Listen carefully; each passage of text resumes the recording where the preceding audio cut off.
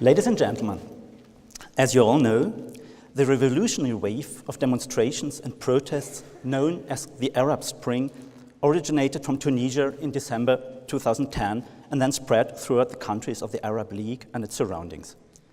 While the most radical transition from the Arab Spring into civil wars take place in Syria and Iraq, as we have seen, there's major concern over the protection of cultural heritage in countries of the North African Maghreb as well.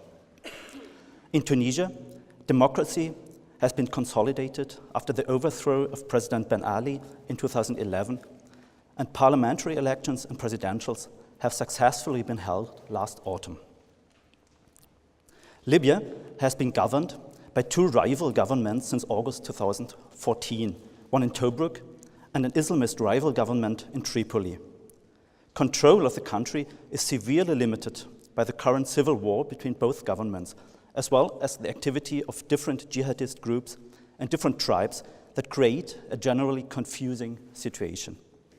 Since 2011, there has been a steady stream of reports detailing the threats to Libya's cultural resources, from ideological destruction to unchecked development. In 2013, for example, constructing machines destroyed parts of a necropolis of the ancient Greek city of Cyrenacia, one of the 5 UNESCO World Heritage Sites in Libya. Another World Heritage Site, Radames, suffered rocket attacks in 2012. Since 2011 to the present day, Salafi Islamists destroyed Sufi shrines and graves in the whole country, including the Sha'ab Mosque in Tripoli. It seems that there's still no damage in museums, but the Department of Antiquities is taking precautions, such as hiding portable objects and securing museums. Perhaps the greatest threat to Libya's diverse heritage is currently the looting of archaeological sites and trafficking of archaeological materials to markets of ancient art. The few international initiatives for the protection of cultural heritage launched after 2011 in Libya itself have now essentially stopped. The escalation of hostilities in the past 9 months has led many foreign embassies to close and international organizations to leave the country. Tunisia's post-revolutionary period equally saw the destruction of many Sufi Muslim monuments in 2011 and 12, including the famous Marabout of Sidi Bou Said near Tunis. Looting and illicit excavation have already been a huge problem in Tunisia under the Ben Ali period, and the problem still exists as the country's numerous sites are almost uncontrollable by security forces and the National Heritage Institute. An impressive exposition in the Museum of Carthage, the Tunisian Heritage Institute showed pieces that had been illicitly excavated and rescued from houses mainly of the Ben Ali family after the revolution, well aware that this is only the tip of the iceberg. Due to the influx of weapons and trained fighters, mostly from Libya, Tunisia suffers from insecurity, particularly in the border regions to Algeria and Libya. Insecurity that have stopped most activities of foreign archaeological missions in the Tunisian hinterland last year. The terrorist attack in the Bardo Museum of Tunis on March 18th this year showed the vulnerability of the country's tourism industry, which is also based on the richness of Tunisia's cultural heritage. But it underlined also the particular role of history, archaeology, and cultural heritage in the discourse about identity and social cohesion. Tunisia and Libya thus present two different sides of the same coin. While the situation in Libya is so serious that helping inside the country became almost impossible for foreign missions, Tunisia shows generally similar problems, but still a considerably higher level of security and stability that allows direct help inside the country. This leads us to the question what we can do to support the protection of cultural heritage in Libya and Tunisia. A key question in both countries is, as everywhere, the increase of awareness and support of the public. If the local communities are not convinced of the need of protecting the cultural heritage in their own neighborhood, most of our efforts from abroad will not bear fruit. However, involvement of local communities is a difficult task in both countries, Libya as Tunisia. With the colonial period and the appropriation of the Roman remains in particular by Europeans caused a severe split between the population and their archaeological heritage. In Tunisia, the share in Tunisian visitors in museums and sites is about 2% of the total, which shows the urgent need of reconciling locals with their heritage. In fact, local opposition against destruction of cultural heritage can be extremely successful. This is shown by the fact that Tunisia succeeded in slowing down the systematic destruction of Sufi sites, a success largely based on the strong commitment of the local communities protecting their own local religious heritage. An important example of involvement of local communities is a program for students in the Libyan town Shahat, ancient Cyrene, that should have been presented here by Ahmed Hosein, who was unfortunately not able to come. This project pursues the objective of involving the local community in the tasks and duties of protecting and preserving Libya's heritage. Professor Hosein states that the fact that the Libyan authorities did previously not attempt to involve the local community has led not only to ignorance among the community about archaeology and heritage, but also to a gap in understanding the value of heritage. In the first step of this project, lectures were given to students of different secondary schools in Shahat. The second step included visits to the archaeological sites with special material given to the students with basic information and explanation about the sites and monuments.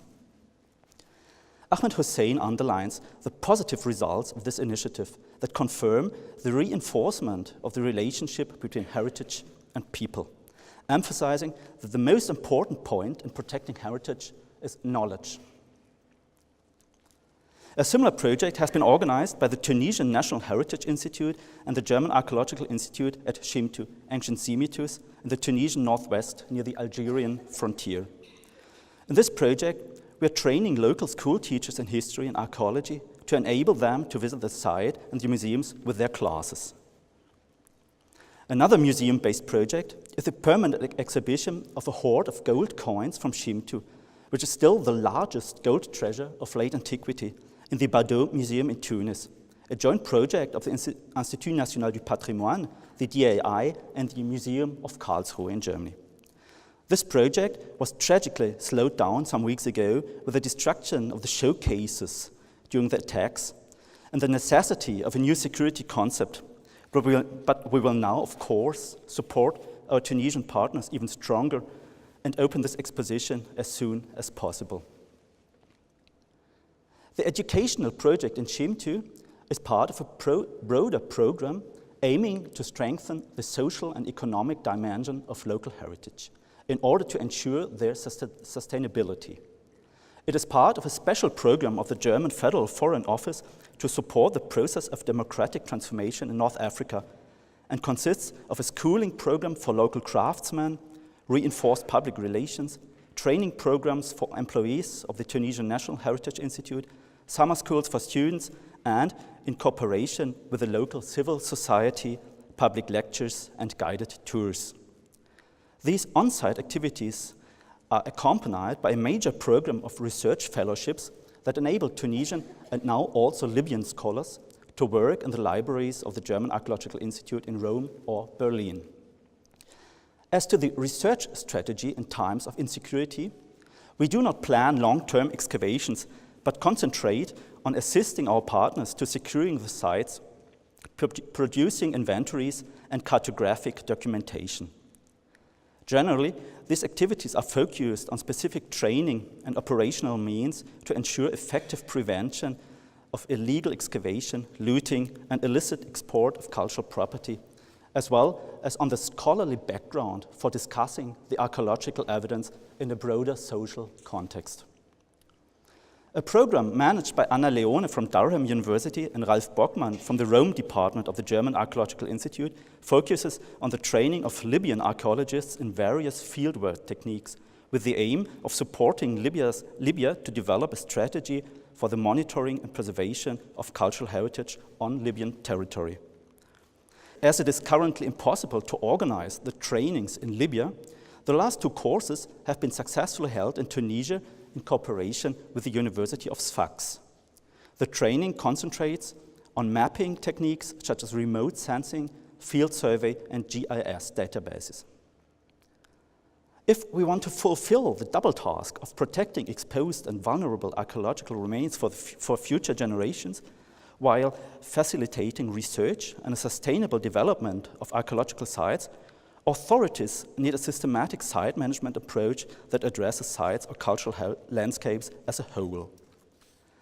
Measures taken to preserve and maintain cultural heritage must build on its investigation and documentation. Thinking of effective strategies for protecting cultural heritage in countries of crisis, digitalization and archiving, photography and map collections, as well as the creation of digital monumental registers, take an important part of help we can actually deliver.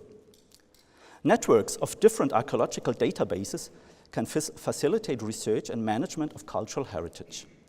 The German Archaeological Institute is currently creating such a tool which will combine different databases of basic archaeological data, objects, sites, stratigraphical data, library collections, and digital publications with, secondly, standardizing systems for archaeological terminology, place names, as well as chronological concepts and terms, and thirdly, analytical tools for text and data mining, as well as pattern recognition.